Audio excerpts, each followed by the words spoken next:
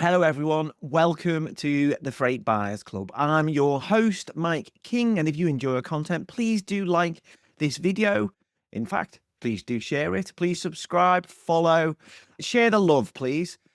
Slightly different format today. I'm going to do my best to explain what this new era of trade really means, what this tariff war essentially means. Because we've had the Prime Minister of the UK and Singapore over the weekend.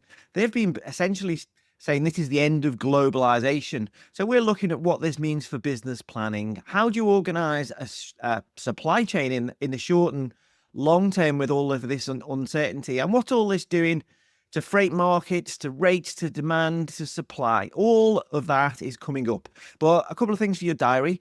The Freight Buyers Club is going to be at the 83rd session of the Marine Environment Protection Committee. That's MEPC 83. If you don't know what that is. And it's been held 7th, 11th of April in London at the International Maritime Organization. The key bit here is they're looking at ship emission rules. So we're going to try and find out what this might end up all costing those of us who rely on ocean shipping supply chains. How much is this going to cost cargo owners, essentially? So I will get back to you within the next week on exactly that. We're going to get the conclusions on about the 11th of April. So I'm going to go down to the IMO and see what people are saying.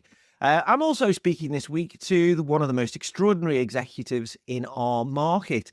Aditi Raskina is the Chief Executive Officer of DHL Global Forwarding Greater China, and she'll be explaining what tariff wars mean for operations in China. We'll be looking at future sourcing strategies as well.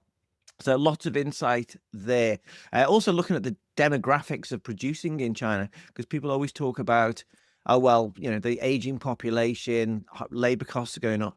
But I've spoken to Aditi already, and she says that's not necessarily the case for all industries. So very interesting, especially in light of this idea of bringing back manufacturing to the US. So please do watch out for all that on YouTube and on all podcast platforms. Okay, so as I said, today, I'm probably going to try and do the impossible. I'm going to talk about trade wars. I'm trying to stay away from politics as much as I can, but it's quite difficult when trade is sort of being wielded as a political weapon. And we've got all of this talk about the end of the post-World War II system, and I'm not going to beat around the bush here. This is the same system that has made the US the most powerful and richest country in history, you could argue. So I'm going to try to explain US policies and what people in our market have been saying to me and doing in response to them. But yes, as I say, some of the methodology that's been used is quite hard. So if I seem like I'm being critical, I don't mean to be, but there's so many inconsistencies, it's hard not to be. Let's start with what we know. April 2nd was, I'm sure you all might have heard of this phrase already, Liberation Day, as US President Trump rolled out an array of tariffs designed to make America great again. April 2nd, 2025 will forever be remembered as the day American industry was reborn, the day America's destiny was reclaimed, and the day that we began to make America wealthy again. We're going to make it wealthy, good and wealthy. For decades, our country has been looted, pillaged, raped, and plundered by nations near and far, both friend and foe alike. Okay, there's no doubt here. This has definitely given the global supply chain and trading landscape a massive, massive shake, to say the least. Now, it's definitely also a big risk for the US economy. And this, just to give a little bit of insight here, even Fox Business is saying this. So this is where we are now. I want to play this clip because I think we could have change coming quite quickly when Fox is being critical. This is a huge risk, and I'm not sure people voted for this. And it's one thing you run your own company and you want to take that risk, but to America here, it's really kind of crazy. And what, of course, you all know as well is stock markets have tanked. If you've got a pension, you're probably worried about how low these markets might go. Politicians around the world have struggled to make sense of how the tariffs have been compiled, whether they should retaliate or whether they should accept them. Many are saying we're looking at a global recession. But let's be clear what tariffs are. They're basically taxes paid by the importer. So if you're in the US, you should be thinking and expecting that the price of a lot of stuff is getting more expensive in the coming weeks once existing inventories run low and these new supplies arrive at higher prices. This is even if some exporters take some of the pain. And obviously, a falling dollar makes all this worse on that final buyer. Everything gets a little bit more expensive. Okay, where are we now? Most economists were obviously surprised. Most politicians were surprised by the severity of this new tariff regime, which includes this baseline 10% tariff on essentially on everything from everywhere. This applies for all goods loaded on vessels from the 5th of April. And by the way, you're checking this in the note. Demerco Express has done a great summary of all these tariffs. It lists all of the different requirements by the different dates and includes all the different tariff rates. So please do check that out in the notes. Then from April 9th, there are higher levels on select countries. These are the reciprocal tariffs, or so-called reciprocal tariffs. I'll come back to that. But just run through a few. That means 20% on imports from the EU to the US, 37% on Thailand, 24% on Japan, 26% on South Korea, 27% on India, 32% on Taiwan, 46% on Vietnam. Now, China's slightly different, or China including Hong Kong and Macau. That's been set at 34%, but that's on top of previous tariffs. So depending on who you listen to, that could be 54%, but some categories of goods could go as high as 75%. I'm hoping Aditi from DHL will give us a bit more clarity on this on the next episode and out in the next couple of days. I'm sure you probably know this already, but this was presented by the Trump administration as aiming to match the tariffs and other barriers that are charged on US exports. But I need to look at the methodology because it doesn't really add up to me. It seems that the administration's calculation was more or less that the goods trade deficit was then taken as a percentage between the two countries on a bilateral basis, and then they essentially just halved it. Now, if that's it, that's not reciprocal. That's not taking into account a hell of a lot more than just the basic numbers. There's no relation between tariff or non-tariff barriers facing US exporters and the size of the reciprocal tariffs being imposed. Nada, nothing. No, there's no relationship between the two things. Just have a look at this. These are the dirty 15. These are some of the countries with the biggest goods deficits with the US. Now, the average most favored nation, MFN, applied tariff rate. This is essentially a ceiling of import taxes that 160 odd nations of the World Trade Organization have agreed to charge each other.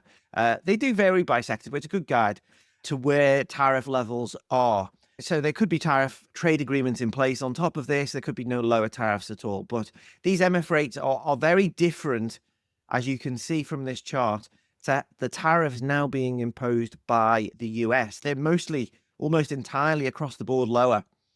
The World Trade Organization as well, let's point this out. They've set the rules of trade for decades, and all of these rules have been torpedoed last Wednesday on Liberation Day.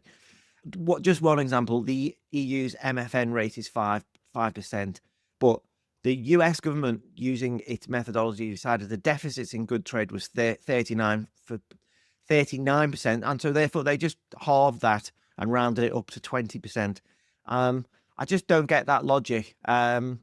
So these aren't the only methodological failings. There's been a few other things. There's inconsistencies. So you've seen all these small countries have been hit with tariffs. That includes in Diego Garcia, which is a US naval base. That's got a 10% tariff. Lesotho, if you don't know it, I've actually been there. It's a small kingdom within South Africa, essentially. It's independent. Produces a few textiles. That's got the highest tariffs in the world at 50%. The highest. It's a tiny, really poor country. And already we're getting warnings that factories are going to close. That's going to be true in a lot of small countries. They don't buy stuff that the US sells, but they do sell very low value goods that the US doesn't produce. Another example, Botswana, another place I've actually been to. Beautiful country. Okavango Delta, massively recommend. Very small population. They basically export a bunch of stuff, but they comes from the ground, and the big one for the US is diamonds. Now, what can Botswana possibly buy from the US to replace that, to balance that trade? Or what are they supposed to do? Not sell diamonds to the US? Maybe that's what will happen.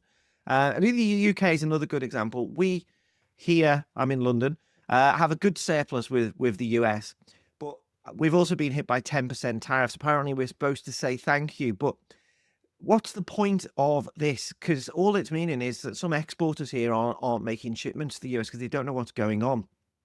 And if these are reciprocal tariffs, when we've got a good surplus, how is that reciprocal? Another outlier, South Korea's got a big trade deal with the US, but it's still got hit with these big tariffs. And, just think about this from a strategic point of view. We're all in shipping. If the US wants container lines to stop buying Chinese container ships, they've got all these big potential fees at port calls for Chinese ships. And it wants them to start building container ships in the US or not in China.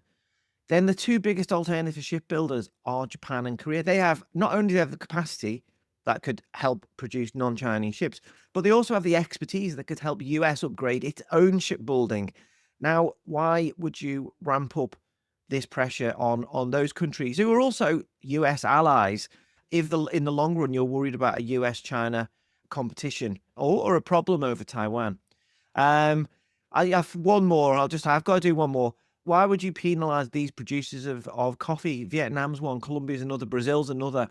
Because the US doesn't produce it. So you're not going to have made in America coffee. You're just going to have a higher price.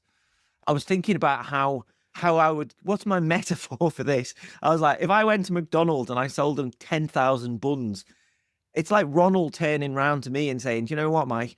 You've got to eat 10,000 buns. Now, I could probably get through 900, but only over a year, and I'm going to be looking very, very different to how I am now.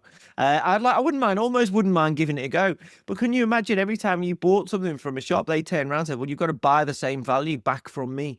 That's where we are with some of these tariffs, and I'm hoping a lot of deals get done on them, but they're very difficult to understand what the end point is of them. We'll talk about end points in a moment. Now, I just want to make a secondary side point here, because all of this, the only thing that was mentioned was goods deficits. Now, the US, it should be noted here, is the world's biggest exporter of services. So many of these trade deficits don't exist if you include service exports, at least from the US. Just have a look here at how that balances out with the EU. The EU is a net exporter of goods to the US, but a net importer of services. So reciprocity, if you want reciprocity, then maybe the services should be considered as well. That chart's from Eurostat, courtesy of Politico.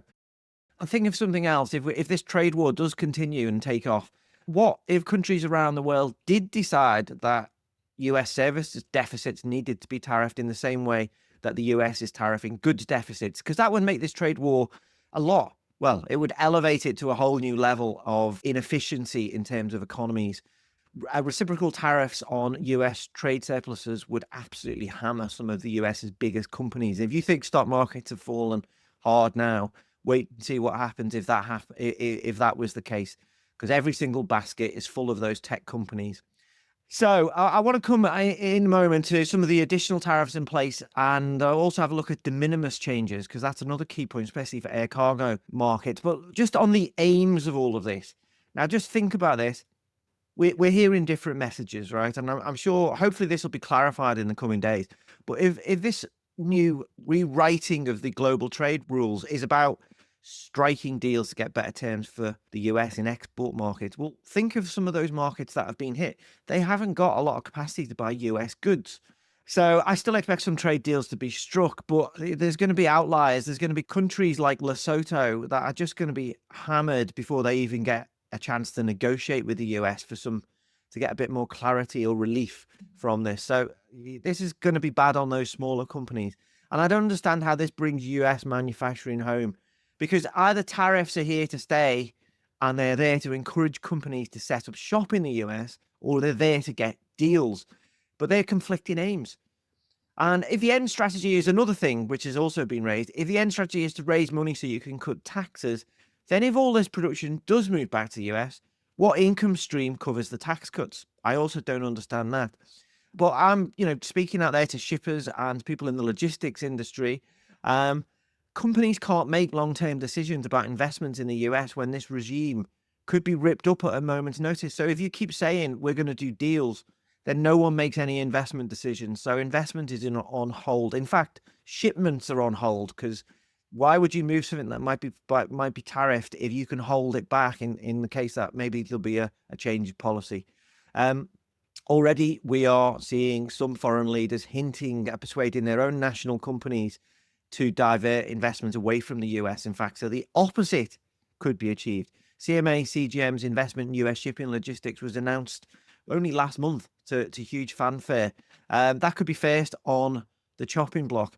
Then there's some other ways to look at this. If you're a politician, it's like, how long will these deals be honored for? The USMCA is the largest, most significant, modern, and balanced trade agreement in history. All of our countries will benefit greatly. It is probably the largest trade deal ever made also.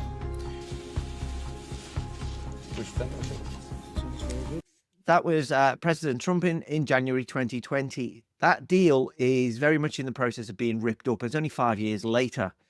You can't build a factory, or you can't build most factories in a 5-year time frame. So if you do a deal in 2025, you want that factory to be profitable by 2030 or by when it opens. And if the basis on which you build it, if those foundations are likely to be moved by a change in policy, then you're not going to build it. So anyway, we're here. We are waiting to see what possible retaliatory or conciliatory announcements come from other countries. I'm sure many political leaders are wondering, though, if they sign a deal, will it be honoured? And I'm raising this because if you're a shipper or a freight buyer, you're wondering exactly the same.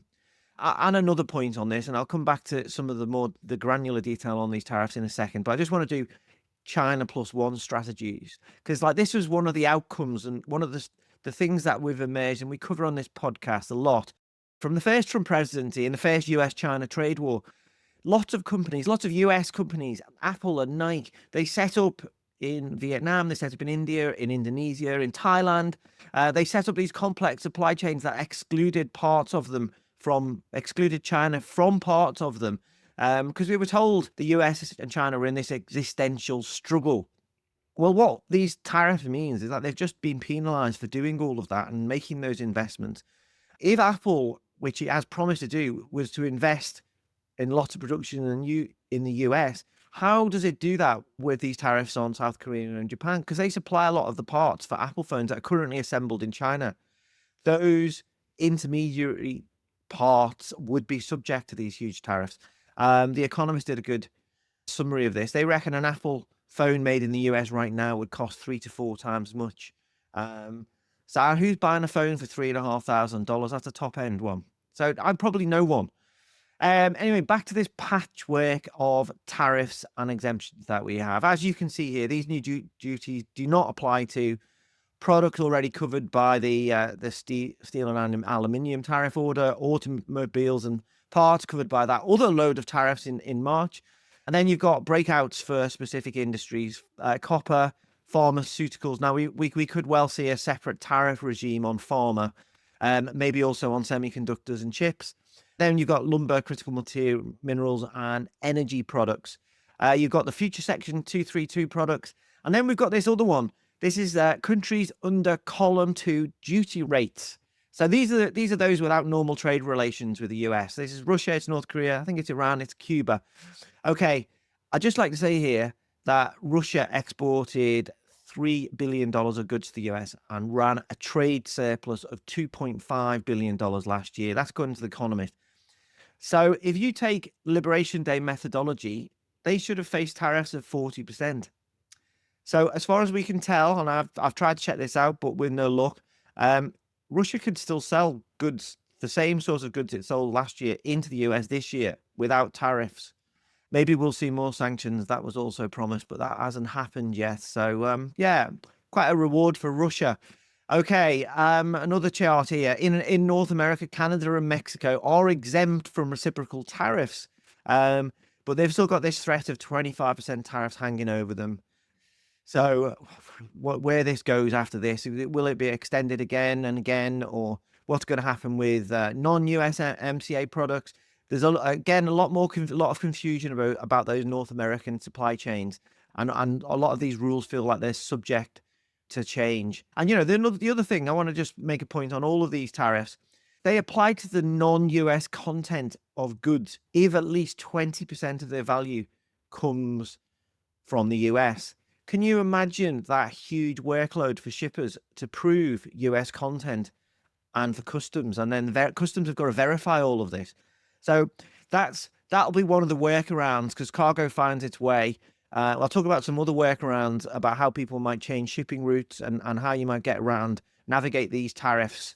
We've got quite a lot of background about how this was done after the first US-China trade war. But that's one of the other things where we'll see workarounds. The non-US content of goods, if at least 20% of their value comes from the US, we're going to be seeing lots of ingenious ways to establish 20%. And we're going to see a massive amount of extra bureaucracy for US Customs, Border and Protection. How does all this look for the US economy? Well, one estimate suggested the new tariffs on US imports will cost American companies $1 to $2 billion per day, just in the high cost of imports. Evercore ISIS said America will now face a weighted after tariff rate of 24%. That's up from 2% last year. These are huge numbers. A friend of this show, Jason Miller, the interim chairperson at Michigan State Eli Broad College of Business, he said on LinkedIn that while the White House was hoping that exporters overseas would cut prices, his research had showed that this didn't happen in response to the first tariffs on China that were implemented in February of this year. As Jason points out, the US tacked another 10% on smartphones in early March, and now we've got this extra 34% reciprocal tariff. So in his workings, that brings the tariff per phone to about $200. Right, these are all rough calculations, but even if only 75% of this tariff is ultimately passed on to consumers, that's just an extra $150 per phone. And if you think, as you point out, that the answer is built in the US, that's, as I said earlier, where do you get the intermediate parts from? Because they're also being tariffed. And that's true across supply chains. I'm still trying to figure out a scenario where the US consumer overall could possibly be better off in the next few years. Literally everyone I've spoken to in the business of trade and procurement cannot imagine a scenario whereby that happens. All I can come up with is that the US consumer will either pay for tariffs or for the highest cost of production for reshored products. Okay, where else have we got then? So retaliatory tariffs. Canada and the EU, we're waiting for announcements. China has announced 34% tariffs on US imports from April the 10th. Cargo loaded prior to this date is not subject to them as long as it arrives no later than May the 13th. Some rough calculations and some rough results for US exports. US exports to China last year totaled $143.5 billion. So in theory, this new Chinese tariff, it won't work out like this, but just use basic maths for this. Chinese importers roughly should, if everything else remains equal, pay $48.8 billion. But that's unless China can source cheaper alternatives for this. And for many of the agricultural exports from the US that they buy, they can probably do so. Same for Johnny Walker. Why not buy Irish whiskey? So in fact, the US, if you look back at the first trade war as well, I write for World Grain magazine for my sins, top magazine. Now, the US actually ended up just compensating farmers for the costs of the first trade war. To put that into context, financial year 2019, Trump aid to farmers was $28 billion. That was higher that year than the Department of State budget and Navy shipbuilding, in terms of what it cost taxpayers.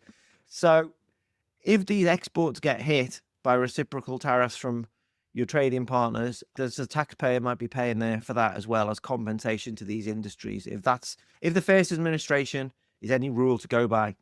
So the other thing is US imports from China last year of $438.9 billion will result in additional cost for importers of, based on what we're thinking of these tariffs at the moment, as a rough guess, because we're not 100% sure of what tariff will pay, what goods will pay what tariffs from China into the US. But Lars Jensen, CEO of Vespucci Maritime, he's saying about $150 billion of extra payments for importers. Now, US importers, he makes the point, could source cheaper alternatives, except for the fact that all of those cheaper alternatives have just been tariffed very highly. So where do you go if you're an importer? It's a big problem for US shippers and any US companies. They've got very few strategic options under this new rule book, even if they're trying to meet the government's own stated aims. Now, I'll come to what this means for freight demand and markets in a moment, so bear with me, but we need to cover one more piece of this puzzle. We saw chaos in February when President Trump signed an executive order ending duty-free de minimis treatment for shipments under $800. This is for goods originating from China and Hong Kong. This is what happened. So this was put on ice. We heard from Cindy Allen on our previous show about how US Customs and Border Protection was just absolutely nowhere near being able to cope. I mean, she knows because she used to run it. So they're nowhere near being able to cope with the ending of de minimis exemptions. She did outline a number of solutions, but the idea now is that these have got to be in place for the 2nd of May. And this includes all packages shipped via international postal services. Now, here we've got, these are some of the other duties we need to have a look at for de minimis. So yes, lots to think about there, but pay 30% of the declared value per package, or pay a US $25 fee per item starting May the 2nd, or rising to $50 per item on the June the 1st. This is a big blow if you're an e-tailer shipping direct to a consumer in the US. So we'll have to see how that affects their cargo markets. I'll come back to that, but this is Temu and Shein and Alibaba and all of these other companies that have been driving those markets this past year. Again, this is a high cost if you're buying something, or you're going to have to find somewhere else to buy it. Again, expect workaround. Maybe the UK will become a global hub for Temu and Shein and ship direct with a bit of packaging to the US using de minimis. You can see how these barriers this is whack-a-mole, because if you wanted to cut down on all these workarounds, you're gonna be regulating constantly. It doesn't fit in with the Doge strategy, I don't think. Okay, freight markets. Global trading order is obviously, as I've said, in disarray. What we saw initially was global air freight rates were up again. First week of April, 3rd week in a row, in fact, according to TAC Index.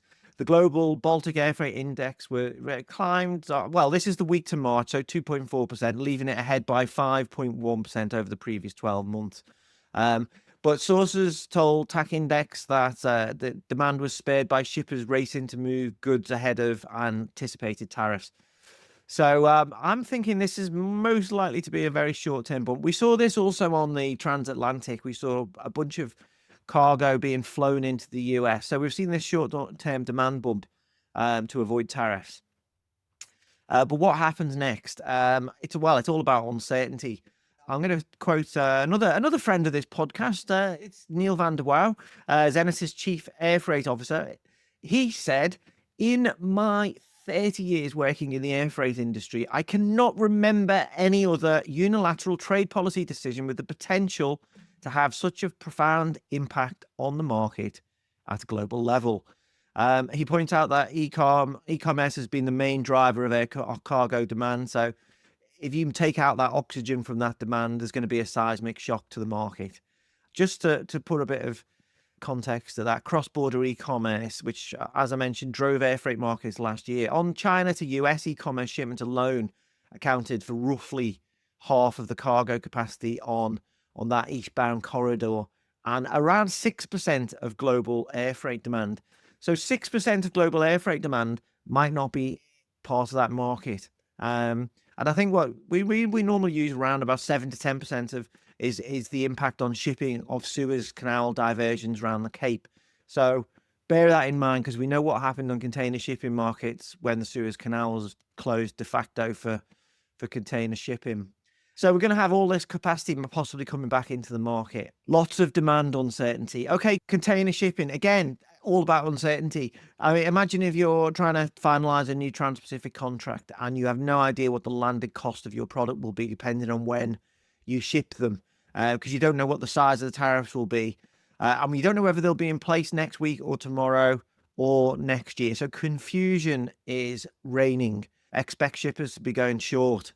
it's going to be very hard to trust these contract rates. So it puts carriers in quite a bind. We're expecting, demand. If shippers conclude they can no longer sell their products in the US when the costs of tariffs are added, it's going to hit demand. We saw in the first week of April already some were pausing shipments in the hope of a policy reverse. Now, what happens to those goods is what we don't know. Some of it could be diverted. Europe might well be coming up with its own trade policies to make sure it's not the subject of dumping, maybe from China or Vietnam. Zenita chief analyst Peter Zahn said the new tariff regime would shift global trade on its axis. Sounds like a Massive Attack song to me. So, sorry, a reference from the 90s. It's a great song. If you're negotiating ocean shipping contracts right now, Peter said, you just need to really understand the overall landed cost of importing to the US and how much it will increase due to the tariffs. It's not about the freight anymore, just the freight at least. And if margins are getting tighter, shippers need to negotiate even harder with lines to reduce the supply chain costs. I want to just drill down a little bit more into this. Average spot rates on the Far East front hauls have fallen 43% and 50% into the US East Coast and US West Coast, respectively, since the start of this year. We saw front loading during 2024. We've already got a lot of cargo that's come in.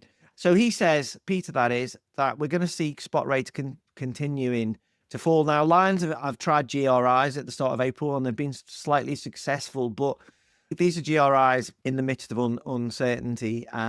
Peter's view, and I have to agree with him based on looking at everything I can see on the supply-demand balance. And this without even thinking, what might happen at Suez. We don't see that opening up, but if it ever did, this could look rather disastrous for container lines. Peters, though, he says, be flexible on your shipping contracts and be imaginative on compliance. Take Brazil. It's got a trade pair surplus with the US, so it's been left relatively unscathed, but a basic 10% tariff on its export. So a shipper could feasibly send their goods from China to Brazil for onward transport to the US East Coast. So this would change the nature of container shipping demand. Now, what you would need to do then is somehow establish origin. So you could repackage, you could repurpose. There's huge incentives to do all of this under this new regime, to play what essentially is a compliance game. I mean, people are already talking about Northern Ireland as an option, because Northern Ireland, if you don't know, it's got an easy route into the EU. It's got very relaxed border controls, and it's also got free transport with the UK. Now, the UK has got a 10% tariff versus the EU with the 20% tariff. You can see where there's an opening for Northern Ireland there. Now, is any of this an efficient trade and production and use of resources? No, because it's not. But this is what shippers will try and do, I would imagine. We could see some niche container trades and niche air cargo trades, in fact, developing in the weeks and months ahead if all of these things stay in place. Now, I'll come back to what all of this means for countries and companies and how they deal with each other in future podcasts. There's a bunch of stuff going on, though. The dollar could continue to weaken. If the US pulls back and becomes more isolationist, does China move in? And I'll just point out here, as you can see on screen, that China has, over the last 2 decades, has rapidly become the biggest trading partner for most countries, not the US. So, that it's got a lot of leverage. So, yes, so lots going on. Let's throw in here what, this could do, maybe help the BRICS organization, maybe the Comprehensive and Progressive Agreement for Trans-Pacific Partnership. That's the CPTPP. Maybe that develops into something that helps replace the WTO rules system, which seems to be rather scrapped now. All of these are all these things that are on the table. Now, for anyone who's in the business of trade, I just want to finish on a slightly optimistic note and make the point that the US is the world's biggest economy, but it only has a 15% share of final demand for global imports. It doesn't dominate trade in the same way as it does global finance or military spending. So we're not going to see the absolute collapse of, say, freight markets, but lower freight rates for freight buyers obviously can be rather helpful, although not if the BCO has just seen a massive increase in its landed cost, which makes its products unviable. But deals will be done, multiple exemptions and carve-outs. I'm really expecting that to happen. I think that the Trump administration is going to have to do these deals, especially as we're continuing to see the stock markets tank. So we're going to see an emergence of favoured states and favoured companies. I just see that some of these tariffs are going to have to be removed as the damage to Americans becomes clearer.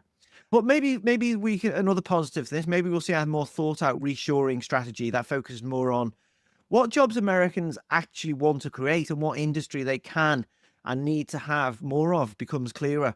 Because, you know, for sure, globalization has left many behind, not just in the US. You know, people in Europe aren't happy about the jobs that have been lost due to globalization. But the question is, what type of new trading arrangement do you want and what jobs do you want to create?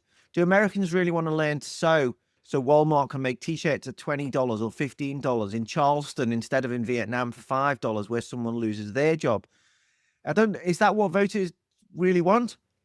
And especially in a high employment, you know, when there's very little unemployment in the States, we've just seen those job numbers come out, big increase in March. So the other question, are tariffs really the best way of raising income to cut taxes? But maybe Americans do want to take control more of their defense and pharma industries and shipbuilding. And maybe that's a totally valid end goal. I'm sure it is.